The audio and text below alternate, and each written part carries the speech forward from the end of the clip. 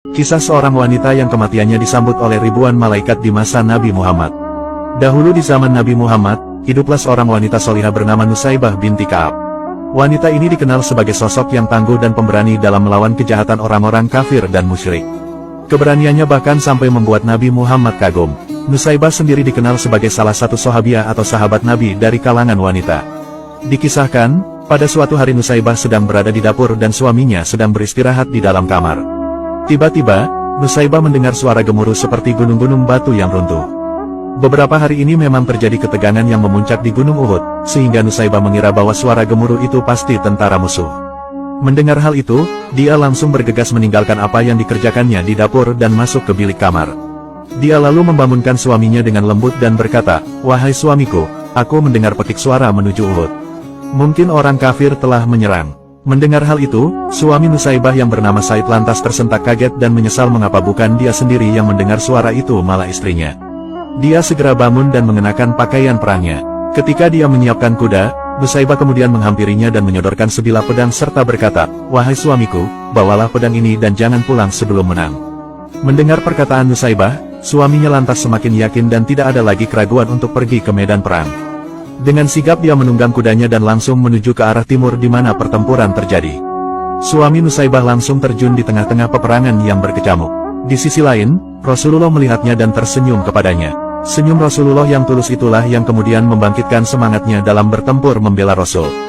Di rumah, Nusaybah duduk dengan gelisah bersama dengan kedua anaknya yaitu Ammar yang baru berusia 15 tahun dan adiknya yang selisih 2 tahun lebih muda. Tiba-tiba, datanglah seseorang yang menunggang kuda datang menghampiri mereka dengan gugup dan menyampaikan salam dari Nabi Muhammad. Penunggang kuda itu lantas mengabarkan kepada Nusaybah bahwa suaminya telah gugur dan syahid di medan pertempuran Uhud.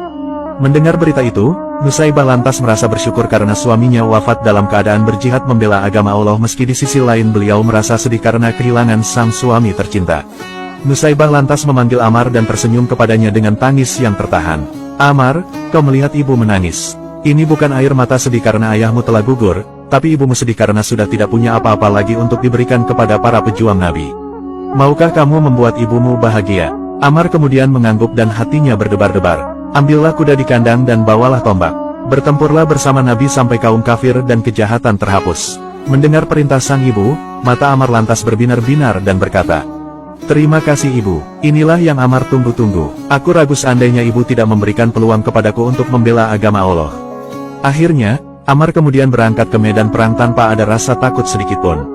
Namun sayangnya, Ammar kemudian juga dikabarkan gugur dan syahid saat membela kaum muslimin dan Nabi Muhammad. Mendengar kabar itu, Nusaybah lantas menangis sedih.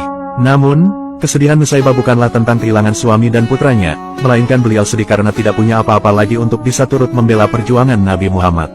Namun, hal itu tidak menciutkan nyalinya untuk turut ikut berjuang. Nusaybah lantas memberanikan diri untuk ikut terjun ke pertempuran untuk membela Nabi Muhammad dan kaum muslimin. Nusaybah kemudian langsung bergegas menunggangi kuda dan menghadap Rasulullah. Setibanya di sana, Nabi Muhammad kemudian mendengarkan semua perkataan Nusaybah. Nabi Muhammad kemudian bersabda, "Wahai Nusaybah yang dimuliakan Allah, belum masanya wanita sepertimu mengangkat senjata. Untuk sementara, kau bisa kumpulkanlah obat-obatan dan rawatlah pasukan muslim yang luka-luka. Di mana, pahalanya akan sama dengan bertempur." Mendengar penjelasan Nabi itu, Nusaybah lantas langsung menenteng obat-obatan dan berangkat ke tengah pasukan yang sedang bertempur. Pada suatu ketika, Nusaybah sedang menunduk mengobati tentara yang terluka. Tiba-tiba, rambut Nusaybah terkena tetesan darah. Ternyata darah itu adalah darah tentara Islam yang tewas terbabat oleh senjata orang kafir. Akhirnya, timbullah kemarahan Nusaybah ketika melihat kejadian ini. Apalagi, dia melihat Rasulullah terjatuh dari kudanya akibat keningnya terserempet anak panahnya musuh. Mendapati hal itu, Nusaybah tidak bisa menahan diri lagi menyaksikan hal itu. Ia lantas bangkit dengan gagah berani. Diambillah senjata prajurit yang gugur beserta kudanya. Bagaikan singa betina mengamuk, musuhnya banyak yang terbirit-birit menghindarinya dan bahkan banyak yang tumbang. Hingga pada saat berada di medan pertempuran, Nusaybah terkena luka yang cukup parah pada tangannya. Meski begitu, ia masih sempat-sempat mencari kabar Nabi Muhammad dalam pertempuran itu.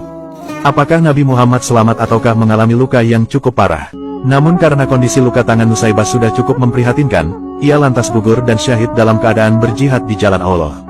Setelah wafatnya Nusaybah, tiba-tiba langit berubah menjadi mendung dan terlihat hitam kelabu. Padahal, sebelumnya langit tampak terlihat cerah dan terang benderang. Mendapati fenomena aneh